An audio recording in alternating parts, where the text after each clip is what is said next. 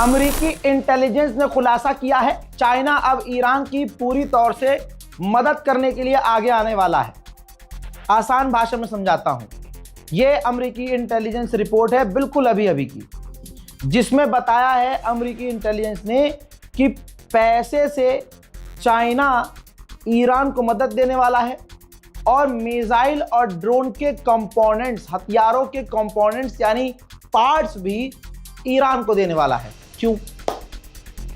क्योंकि ईरान के तेल के ऊपर चाइना निर्भर है। चाइना को ईरान के तेल की, सस्ते तेल की नीड है और स्टेट ऑफ हॉर्मूज ईरान के करीब से चाइना अच्छे खासे ट्रेड करता है, बिजनेस करता है और 4 दिन से चाइना ईरान पर प्रेशर डाल रहा है कि आप हमारे वेसल्स को जाने दीजिए, उन पर हमला मत कीजिए, और ईरान पर प्रेशर बना रहा है। तो अब ईरान को खुश करने के लिए चाइना उसको हथियारों के कंपोनेंट्स और उसको फाइनेंशियल हेल्प करने के लिए तैयार है, ताकि ईरान खुश भी हो जाए, मदद भी हो जाए और ईरान स्टेट ऑफ हॉर्मूज में चीन के वेसल्स पर हमला ना करे। इस खुलासे के बाद अमेरिका और इजराइल सख्ते में आ गए हैं। उधर बहुत बड़ा अपडेट आ रहा है, मैं सोर्स नहीं दूंगा, मानना है मानो, नहीं मानना है मत मानो, क्योंकि बीच का है, हो भी सकता है और नहीं भी हो सकता है। लेकिन अज़रबैजान को इस बात का घमंड है कि आर्मीनिया से उसके पास लड़ने का एक्सपीरियंस लंबा है, सालों का एक्सपीरियंस है, और तुर्की के उसके पास ड्रोन है, इजराइल के उसके पास हथियार है।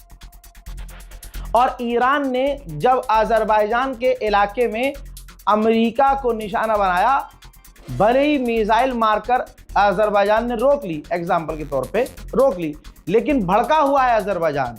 अज़रबैजान ने अपने दूतावास जो ईरान में है उसमें अपने कर्मचारियों को वापस बुला लिया है और बॉर्डर पर ईरान के फौज और डिफेंस सिस्टम तैनात कर दिए हैं।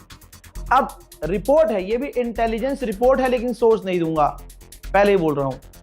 रिपोर्ट यह है कि अज़रबैजान एक्टिविटी ऐसी नजर आ रही है कि अज़रबैजान ईरान पर हमला करने वाला है। ये इसलिए और हो सकता है क्योंकि अज़रबैजान इजराइल के बहुत करीब है और अमेरिका के भी। अज़रबैजान इस वक्त अपने आप को देख रहा है कि अगर इस वक्त हमने ईरान को चोट पहुंचा दी तो अमेरिका इजराइल बहुत खुश होंगे। तो ये पूरी दुनिया में एक कंपटीशन है कि कौन अमेरिका इजराइल को खुश कर दे।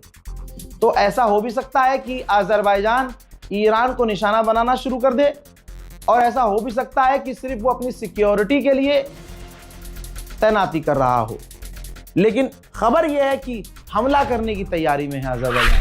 अब मेरे पास जो रिपोर्ट है, उस रिपोर्ट के अनुसार अज़रबैजान ने अज़रबैजान के अंदर से IRGC के कुछ लोगों को गिरफ्तार किया है।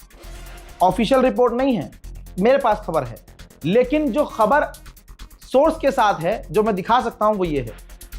अज़रबैजान ने खुद ऐलान किया है कि हमने ईरान के लिए जासूसी करने वाले 3 से 4 लोगों को अज़रबैजान से ही गिरफ्तार किया है, जो ईरान के लिए जासूसी कर रहे थे। वहां इराक के अंदर कताइब हिजबुल्लाह ईरान का समर्थक संगठन है।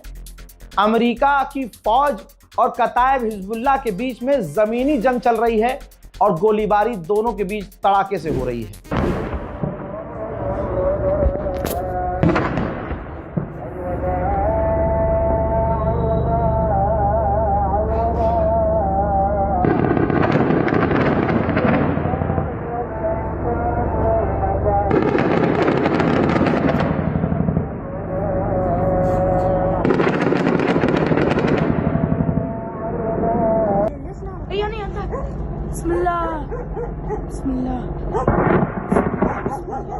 هذا الثاني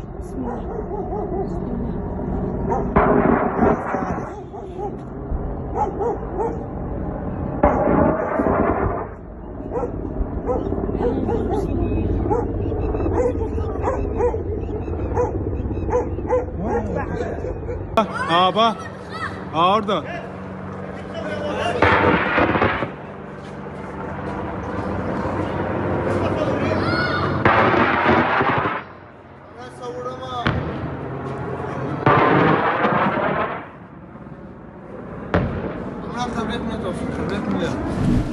4 दिन पहले बताया था मैंने अमेरिका और इजराइल की स्ट्रैटेजी कि ईरान के अंदर जो पुलिस हेडक्वार्टर है, इजराइल उनको जानबूझकर निशाना बना रहा है ताकि तमाम ज़्यादा से ज़्यादा पुलिस हेडक्वार्टर को उड़ा दिया जाए, ताकि ईरान के अंदर जो मुसाद के एजेंट हैं वो जनता को भड़का कर प्रदर्शन करें और ऐसा प्रदर्शन करें कि सरकार गिराने की नौबत आ जाए और गिरने की नौबत आ जाए। और उन प्रदर्शनकारियों को रोकने के लिए मोहल्ले में, इलाके में, एरिया वाइज जो पुलिस हेडक्वार्टर होते हैं वो हो ही ना। जब वो नहीं होंगे तो पुलिस कहाँ से होगी?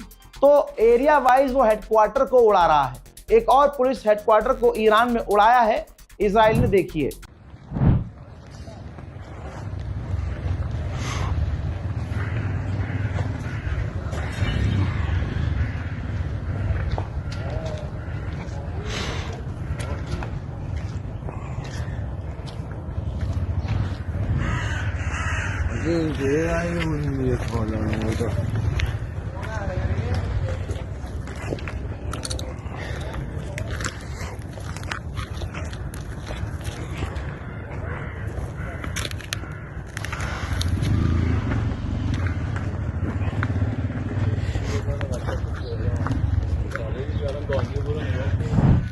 जो ईरान में रहकर पाकिस्तानी इन्फ्लुएंसर्स ईरानियन प्रोपेगेंडा एक तरफा चला रहे हैं, उनके मुंह पर तमाचा ये है कि ईरान में अलग अलग जगह पर हमले हो रहे हैं। तुम नहीं दिखाओगे तो इसका मतलब ये नहीं है कि छुप जाएगा। इजराइल के आतंकी हमले ईरान पर।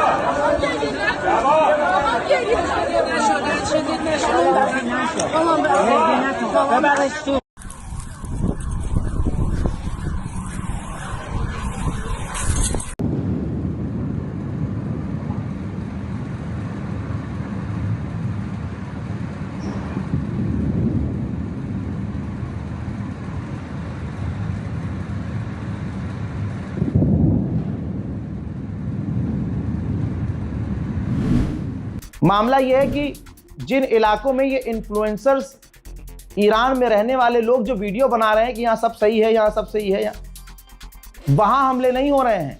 जिन इलाकों में हमले हो रहे हैं उनके अंदर इतना जिगर नहीं कि वो वहाँ जा सकें। तो ये कंफ्यूज कर रहे हैं। रज़ाग्राफी आप देख रहे हैं। ईरान का नुकसान भी आपको बताऊंगा, ईरान का फ़ायदा भी बताऊंगा। गोदी मीडिया नहीं हूँ। हाँ, ईरान के लिए दिल में सॉफ्ट कॉर्नर इसलिए है क्योंकि ईरान हक पर है। जिसके आगे सारी दुनिया झुकी, ईरान नहीं झुका। अल्हम्दुलिल्लाह भारत में समझदार लोग जिंदा हैं और आज भारत का हिंदू भी, लाखों हिंदू ऐसे हैं जो देख रहे हैं कि हाँ, जेन्युइन आदमी था। मुट्ठी भर किसी अंधभक्तों की वजह से हम सारे हिंदुओं पर भरोसा करना बंद नहीं कर सकते। सोशल मीडिया पर स्क्रॉल अप करते हुए आपको दिख रहा होगा कि ऐसे हिंदू, हमारे जाट भाई, हरियाणा के लोग ये साफ कह रहे हैं, यहाँ तक किसान संगठन के लोग भी कह रहे हैं कि ईरान के खामनाई जिगर वाले व्यक्ति थे जो झुके नहीं अमेरिका के आगे, जिसके आगे सारी दुनिया झुक रही है। ईरान ने कहा है कि अब तक अमेरिका और इजरायली हमले में जितने भी ईरानी मारे गए उनमें 30% सिर्फ बच्चे ही बच्चे हैं। अल्लाह अकबर, सिर्फ बच्चे ही तो बच्चों का कातिल और बच्चों के कत्ल का एक्सपीरियंस इजराइल और अमेरिका यहां पूरा इस्तेमाल कर रहे हैं। और इनका साथ अगर कोई दे रहा है तो सोचो वो तुम्हारे भी खून का कितना प्यासा होगा। जागो। ईरान के राष्ट्रपति पेजेश्कियान ने नेतन्याहू को नंगा किया और कहा कि नेतन्याहू के 3 चेहरे हैं। ईरानियों से वो कहता है कि हम आपकी आज़ादी चाहते हैं, अमेरिका से कहता है कि ईरान परमाणु बना रहा है, और इजरायली लोगों से कहता है कि ईरान के लोग शैतान हैं। तो इसके 3 चेहरे हैं। इसका चेहरा ज्योग्राफिकली बदलता रहता है, ये दोगला है। लीजिए, इटली भी अब जंग में कूद रहा है। इटली ने कहा है कि हम अपना एक युद्धपोत भेज रहे हैं साइप्रस को बचाने के लिए। याद रखिएगा, अब इस पर हमला हो तो कोई ये ना रोए कि भैया सिविलियंस पर ईरान ने हमला कर दिया। जंग में कूद कूद के खुद आ रही है दुनिया। फिर जब ईरान मारता है तो कहते हैं कि बताइए हमारे लोगों को मार दिया, हमारा तो कोई मैटर ही नहीं था। दोस्तों, हर अपडेट में आपको बता रहा हूं कि कैसे कैसे एक अपडेट देता हूं, अगले अपडेट तक फिर तेल के दाम बढ़ जाते हैं। ग्राफ देखिए भाई, अब $94 पर बैरल तेल पहुंच चुका है और अगले अपडेट तक आप देखेंगे कि तेल के दाम और बढ़ जाएंगे। जो जो रजाग्राफी ने कहा है होकर रहेगा। अमेरिका ने कहा है कि बहुत जल्द जो दुनिया भर के शिप फंसे हुए हैं स्ट्रेट ऑफ हॉर्मूज में, उन्हें बहुत जल्द एस्कॉर्ट करेंगे, वहां से निकालेंगे। अमेजॉन निशाने पर है ईरान के। पहले दुबई में अमेजॉन के डेटा सेंटर पर ईरान ने हमला किया। अब फाइनेंशियल टाइम्स ने भी कंफर्म कर दिया है कि अमेजॉन का जो डेटा सेंटर है, गल्फ की जो एआई ड्राइव है बहरीन में, उस पर भी ईरान ने हमला किया है। पूरे गल्फ देशों का डेटा इन्हीं अमेजॉन ड्राइव में है। तो भैया ये समझ लो आप कि ईरान अरबों का डेटा तक उड़ा रहा है। अमेरिका के विदेश मंत्री एक घुटने पे आ गया है, दूसरा घुटना भी बहुत जल्द मुड़ेगा। जो आदमी कल तक ये कह रहा था कि हमें रिजीम चेंज करनी है, हमारा मकसद है रिजीम चेंज करना, ईरान की सरकार गिराना और अपने पसंद की सरकार बनाना, ये सुनना है ना आपने? फिर क्या ही सुना आपने? यही बात है ना। अब अमेरिका का विदेश मंत्री कह रहा है कि हम आधिकारिक ऑफिशियल रिजीम चेंज नहीं चाहते, जिसको जो बनना है बने, हम उससे नहीं कुछ बोलेंगे, उस पर हम कोई भी चीज नहीं बोल रहे हैं, हम रिजीम चेंज नहीं चाहते हैं। मतलब क्लियर कह दिया कि भैया अरे मत मारो यार, हमें रिजीम, हमें नहीं हमें नहीं करनी रिजीम चेंज यार, तुम बहुत मार दो। और कहा है कि ये जंग कुछ हफ्ते और चलेगी, यानी इनकी पिटाई अभी कुछ और हफ्ते चलेगी। उधर ईरान के पार्लियामेंट स्पीकर ने भी डोनाल्ड ट्रंप को नंगा किया है, नंगा। ये देखिए, इन्होंने ट्वीट किया और कहा कि ट्रंप को अभी तक रियलाइज नहीं हो रहा है कि उसने खुद को कितनी बड़ी मुसीबत में डाल दिया और अमेरिका की फौज को कितनी बड़ी मुसीबत में डाल दिया हमारे इमाम को मार के। और वो हमारे मुल्क पर वो तानाशाही करना चाहता है। अब अमेरिका के लोगों को समझ जाना चाहिए कि ईरान की किस्मत ईरानी लोग लिखेंगे और ईरानियों से ऊपर ईरान की किस्मत है। और ये ईरान के ग्रेट पीपल डिसाइड करेंगे कि उन्हें क्या करना है, ना कि कोई एप्स्टीन गैंग। जी हां, एप्स्टीन गैंग वाला हम पर राज नहीं कर सकता। एक एप्स्टीन वाला तो बिल्कुल सांस भी नहीं ले रहा है। तू समझा? हाँ। नहीं, तू समझा नहीं।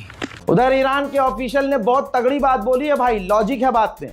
कहा कि अगर हम अजरबैजान पर हमला करना चाहते तो हम कोई छोटा मोटा ड्रोन लॉन्च नहीं करते, फिर तो हम बड़ा हमला करते। इजराइल ने कहा है कि यूएई के अंदर, दुबई के अंदर ईरानियों ने हमारे डिप्लोमेट को कत्ल करने की कोशिश की, हमने उन्हें बचाया है। भाई स्पेन का प्रधानमंत्री दिल जीत रहा है भाई साहब, जिगरा इसमें भी है।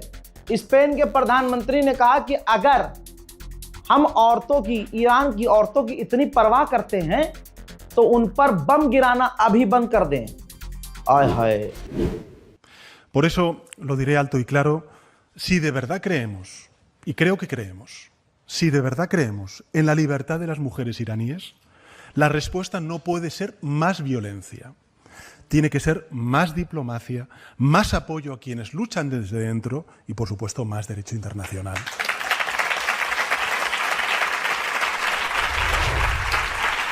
सोचिए दोस्तों, बात कितनी लॉजिकल है।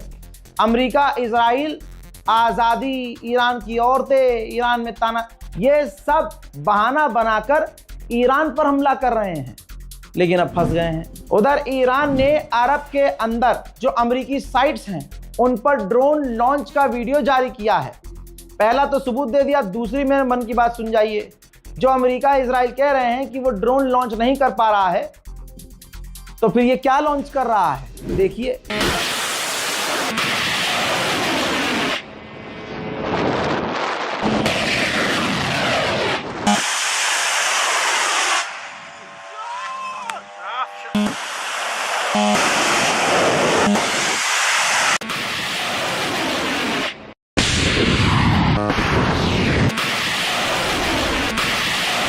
अल्लाह अकबर। अब ये दो तस्वीर देखिए, ईरान ने ये दोनों तस्वीर जारी की है जिसमें ईरान ने दिखाया है कि उसने अमेरिका और इजराइल दोनों के ड्रोन्स को मार गिराया है। IRGC ने पहले ही कह दिया था कि अगर हमारे सुप्रीम लीडर को कुछ हुआ, सुप्रीम लीडर हमारे रेड लाइन है, फिर जो आग लगेगी पूरी दुनिया में लगेगी। पूरी दुनिया ने हल्के में लिया किया था। उसके बाद अब यह आग भारत तक पहुंच चुकी है। दोस्तों 3 भारतीय हमारे मारे गए जो वेसल पर हमला किया ईरान ने। और उधर पाकिस्तान में अभी अभी खबर आ रही है कि 20% डीजल और पेट्रोल के दाम बढ़ गए हैं। एक आध खुलासे तो भाई हम भी कर सकते हैं, इतना तो यकीन कीजिए आप, हमारी भी सैटेलाइट पर नजर है।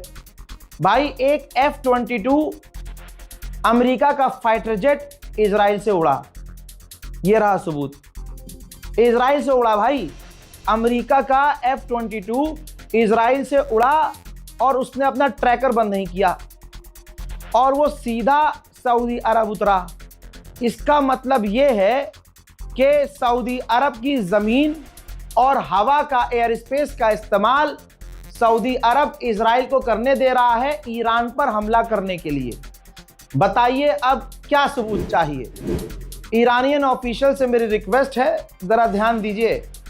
सऊदी अरब पूरा एयर स्पेस और अपनी ज़मीन इजराइल को दे चुका है आप पर हमला करने के लिए। फिलहाल के अपडेट में इतना ही। इस रिपोर्ट को शेयर कीजिए। जय हिंद।